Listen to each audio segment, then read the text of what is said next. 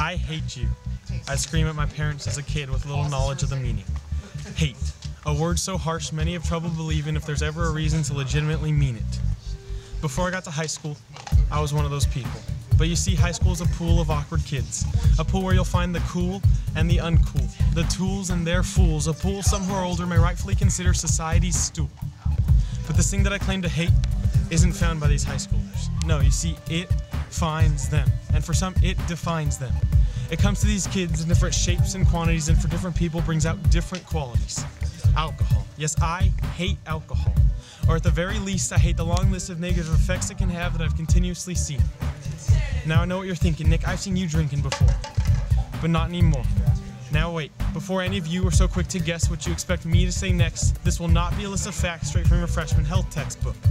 But look, yes, there's plenty to list. Like how consumption of alcohol can increase one's risk of liver disease, STDs, pregnancies, F's and D's, assault sexually, and cancer. But that's the end of that rant. In fact, most of you have already heard it, which is why when asked about alcohol, 90% of teens admit it's not worth it.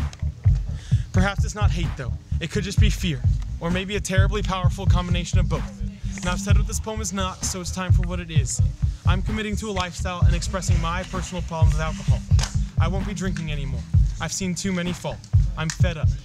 See, I live in a small town whose own teens put it down, complaining continuously there's nothing around to do. So alcohol has become the go-to. Now hold up. I ain't trying to judge or even lean across the table and subtly nudge you. Yeah, you should be listening. No. See, my goal is not to change anyone else's ways. Heck, I've been surrounded by alcohol since before my pre-K days. But for all of you who want to be somewhat close to me, know why alcohol has affected me emotionally. Yes, I am scared. But where does my fear come from? My fear comes from the father who drank away his college life and is bothered by the thought of his daughter disregarding all the potential consequences he thought he taught her. From the teenager who's turned drinking into a weekly, sometimes nightly habit, but can't even bring it up to people whom he knows know about him because he's that ashamed. From the strife for the pro-life 15-year-old girl from the pro-life family who can forget that virgin wife she once pictured herself in her mind because she's pregnant, and now forced to under-the-table abort without the support of her wonderful parents. From the mother of two, who has to separate from her third husband because she got tired of the bully he becomes when he gets a few buds in him. Now personally, I've been drunk twice, but those 2 times have made me more wise, and not the false sense of wiser you get from Budweiser, no. I've actually been enlightened, so I continue to be frightened. I'm frightened for the Iraq War veteran, who just wanted to drown out his PTSD, so he went on a drinking spree, but ended up drowning himself in a sea of brandy. For the high school football star, who had all the talent he needed to succeed, but lacked the respect from his teammates he needed to be a leader because he couldn't go a single weekend without a few beers. For the best friend, who, when I'd ask, put on a mask that said she's changing, but returned to her flask before I even got the chance to turn my back.